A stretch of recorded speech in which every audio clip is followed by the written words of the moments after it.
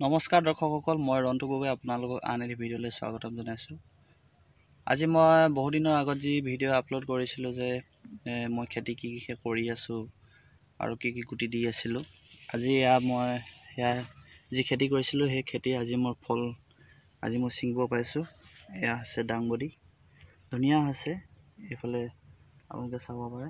মই আজি কিমান দিনৰ আগত ভিডিঅ' দিছিলোঁ, তাৰপিছত এইটো ভিডিঅ' মই দিয়া নাছিলোঁ দাংবডিৰ বিষয় লৈ।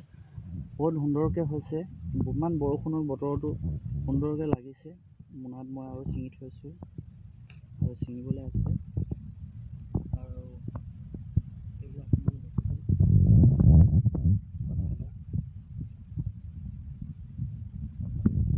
আৰু মই যিটো সময়ত লগাইছিলোঁ এইটো সময়ত দাংবডি বজাৰ ভাল হ'ব নহ'ব বহুত চিন্তা কৰি আছিলোঁ, কিন্তু এতিয়া বহুত ভাল বজাৰ হৈছে। হ'লচেল এতিয়া 60 ৰুপিজ গৈ আছে। আপোনালোকে দেখিছে বহুত সুন্দৰকৈ লাগিছে। মই ইয়াৰ 2 নম্বৰ ছিঙিছোঁ। প্ৰথমবাৰ ছিঙিছিলোঁ কম ওলালে, কিন্তু এইবাৰ অলপ ওলাব বুলি মই আৰু বহুত সোনকালে আৰু সহজ পদ্ধতি সহজ হয় খেতি কৰিব কাৰণে। দাংবডি খেতিটো বহুত সহজ হয়। দাংবডি খেতি কৰাটো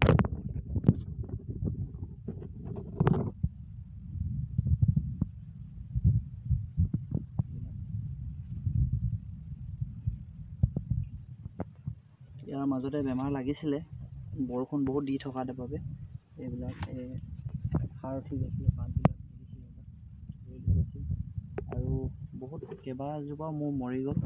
তথাপিও মৰি গ'ল যদিও এতিয়া বতৰ ভাল পাইছে, সুন্দৰকৈ হৈছে। আকৌ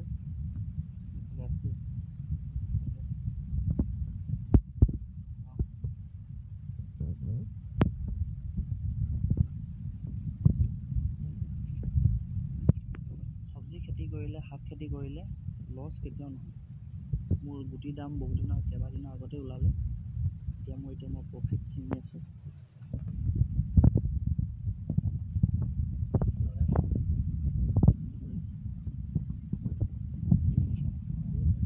আৰু মোক এনেকুৱা দুবাৰ আৰু ওলাব।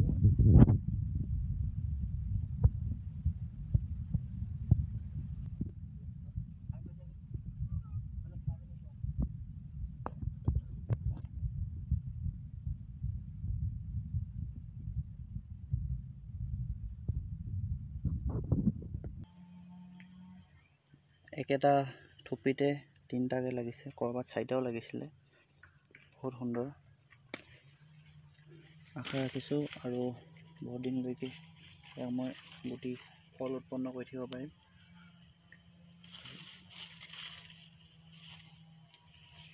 আৰু দাংবডি 2দিনৰ মূৰে ছিঙিবৰ কাৰণে হৈ যায়। আজি ছিঙিলোঁ নহয়, কাইলৈ পৰহি নহ'লে চুতহি ছিঙিবলৈ পাৰিব। 2দিনৰ মূৰত ছিঙিব পাৰিব। 3 দিন যদি ৰাখি দিয়ে, ইয়াৰ গুটিটো ডাঙৰ হৈ যাব।